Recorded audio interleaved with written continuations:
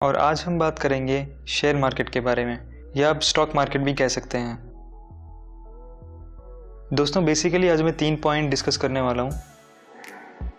First है कि share क्या होता है, सेकंड है शेयर मार्केट क्या होता है एंड कैसे उसमें ट्रेडिंग होती है, थर्ड है कि किन चीज़ों की ज़रूरत है आज के टाइम पे स्टॉक मार्केट में ट्रेडिंग करने के लिए।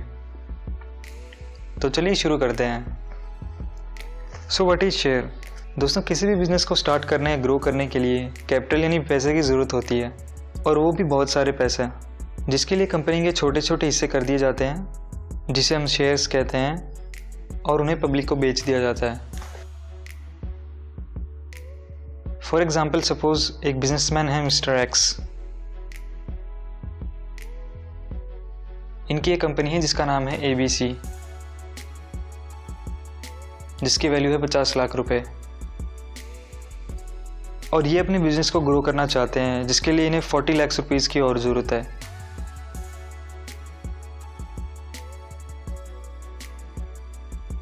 और मिस्टर एक्स के पास इतने पैसे नहीं हैं, तो वो अपनी कंपनी के 4 लाख शेयर्स ₹10 पर शेयर्स की फेस वैल्यू के साथ मार्केट में इशू कर देंगे। दोस्तों फेस वैल्यू कंपनी को शेयर इशू करने से पहले डिवाइड करनी पड़ती है, जो जनरली ₹10 पर शेयर होती है। अब जो पब्लिक है वो ABC कंपनी के शेयर्स खरीदेगी और मिस्टर एक्स को मिल जाएंगे 40 लाख रुपए बिजनेस की ग्रोथ के लिए। एंड जो शेयर होल्डर्स हैं उन्हें मिल जाएगी कंपनी की हिस्सेदारी।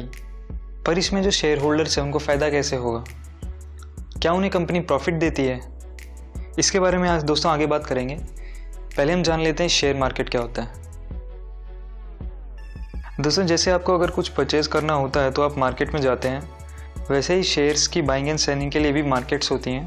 दोस्तों पहले के ज़माने में जब कंप्यूटर एंड इंटरनेट ना यूज़ नहीं किया जाता था, तो जो शेयर्स की बाइंग एंड सेलिंग है वो फिजिकली होती थी, ऑक्शंस वगैरह जो बोली लगती थी शेयर्स की। लेकिन आज के टाइम पे जब इंटरनेट का इतना ज़्यादा यूज़ होने लग गया है तो ये सारा सिस्टम ऑनलाइन हो गया है। आप घर में बैठ के भी शेयर्स की बाइंग एंड सेलिंग वो कर सकते हैं। तो दोस्तों जो 2 बहुत पॉपुलर मार्केट्स हैं वो हैं NSE national stock exchange and BSE Bombay stock exchange. दोस्तों ये 2 बहुत ही पॉपुलर मार्केट्स हैं जिनके अंदर सबसे ज़्यादा बाइंग एंड सेलिंग्स होती है शेयर्स की। और इसके अलावा भी कई और मार्केट्स हैं, जैसे कोलकाता स्टॉक एक्सचेंज भी है, पर जो सबसे 2 पॉपुलर हैं वो यही हैं NSE एंड BSE। दोस्तों जितनी भी कंपनीज होती है जो अपने शेयर इशू करती है, उनको पहले अपने आप को इन मार्केट्स में रजिस्टर करवाना पड़ता है। दोस्तों NSE में 1700 कंपनीज लिस्टेड हैं और BSE में लगभग 5400 कंपनीज लिस्टेड हैं। दोस्तों NSE के जो रिलेटिव उतार चढ़ाव होते हैं स्टॉक्स के अंदर, उन्हें हम कहते हैं निफ्टी। BSE के अंदर जो उतार चढ़ाव होते हैं शेयर्स के अंदर, उसे हम कहते हैं सेंसेक्स। इसके बारे में आपने सुना भी होगा।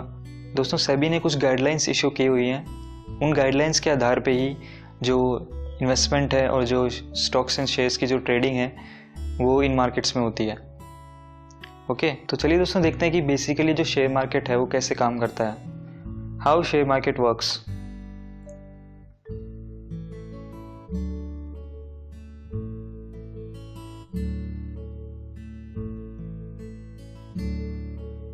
दोस्तों सपोज कीजिए ये BSE है, कंपनी पहले अपने आप को BSE में रजिस्टर करती है,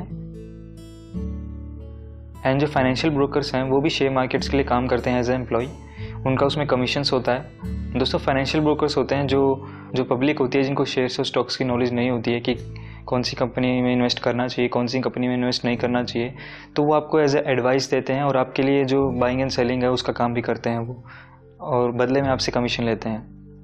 दोस्तों ज़्यादातर जो लोग हैं जो वो स्टॉक ट्रेडिंग स्टार्ट करते हैं तो वो फाइनेंशियल ब्रोकर की हेल्प लेते हैं, क्योंकि उनको इतनी जानकारी नहीं होती है इसके बारे में। तो एक बेटर ऑप्शन रहता है कि आप फाइनेंशियल ब्रोकर्स की हेल्प लें। दोस्तों सपोज कीजिए मिस्टर B हैं, उनको इतनी नॉलेज नहीं है शेयर एंड स्टॉक्स के बारे में, तो वो कांटेक्ट करेंगे फाइनेंशियल ब्रोकर को शेयर्स खरीदने के लिए, और फिर जो फाइनेंशियल ब्रोकर है वो मिस्टर C को कांटेक्ट करेगा उनके शेयर्स खरीदने के लिए।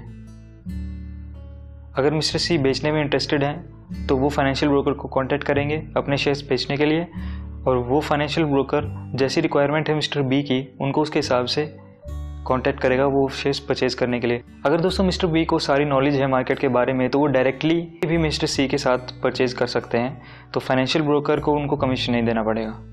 तो दोस्तों ऐसे जो है बेसिकली शेयर मार्केट काम करता है।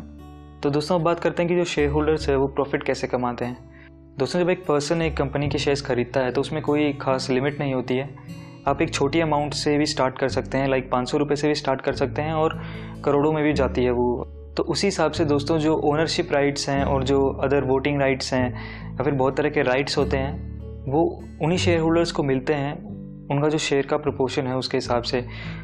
तो मैं आपको एक एग्जांपल देके समझाता हूँ दोस्तों कि जो एक कंपनी का बहुत छोटा सा हिस्सा परचेज़ करते हैं वो इससे कैसे प्रॉफिट कमाते हैं। तो कंपनी ABC का एग्जांपल लेते हैं दोस्तों। इसकी फेस वैल्यू है ₹10। इसने इशू किए हैं 4 लाख शेयर्स ₹10 पर शेयर के हिसाब से ₹40 लाख के लिए।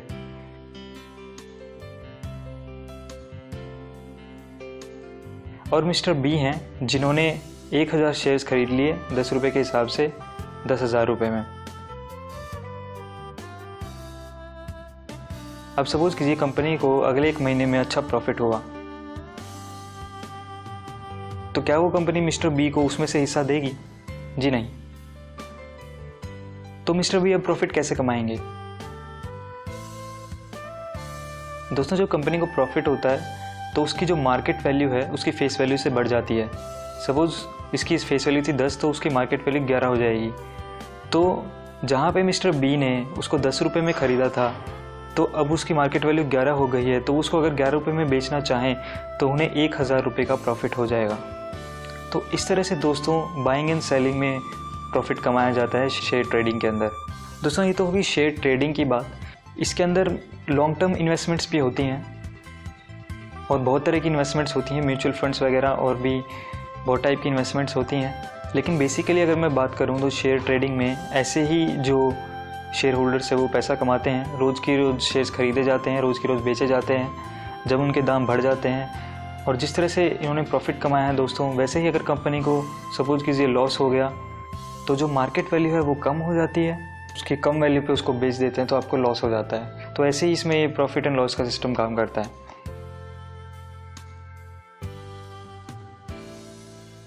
चलिए अब देखते हैं दोस्तों स्टॉक मार्केट में ट्रेडिंग स्टार्ट करने के लिए किन किन चीज़ों की ज़रूरत पड़ती है।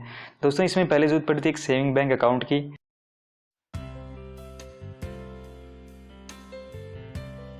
उसको हमें अपने डीमैट अकाउंट से लिंक करना पड़ता है। तो डीमैट अकाउंट हमारा एक अकाउंट बन जाएगा ऑनलाइन, जिससे हम जो हमारे जो डिटेल्स हैं हमारे शेयर स्टॉक से रिलेटेड वो हम सारी उसमें देख पाएंगे ऑनलाइन, कहीं से भी इंटरनेट के एक्सेस के थ्रू हम वो देख सकते हैं।